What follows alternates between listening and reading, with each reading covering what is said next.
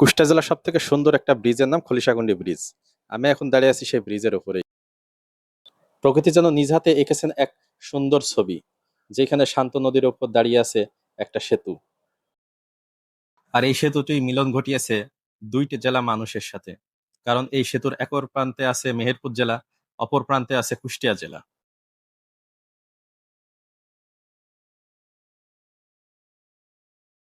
এই সেতুটি মূলত অবস্থিত মাথাভাঙা নদীর উপরে। আর এই মাথাভাঙা নদীটি পদ্মা নদীর একটি শাখা নদী, যেটা পদ্মা নদীর দ্বিতীয় বৃহত্তম শাখা নদী। আর এই নদীটি ভারতের মুর্শিদাবাদ জেলার জলঙ্গি থেকে 16 কিলোমিটার দক্ষিণ পূর্বে অবস্থিত পদ্মা নদী থেকে উৎপত্তি শুরু হয়েছে। প্রতিদিন অহরহ কাঁচামালের ট্রাক এই ব্রিজ দিয়ে পার হয়। এই ব্রিজ থেকে পার হয়ে চলে যায় তাদের গন্তব্যস্থলে। আপনি যদি শহরের কোলাহল ছেড়ে একটু স্বস্তির নিঃশ্বাস নিতে চান, তাহলে এই ব্রিজটি হতে পারে আপনার জন্য আদর্শ একটি স্থান।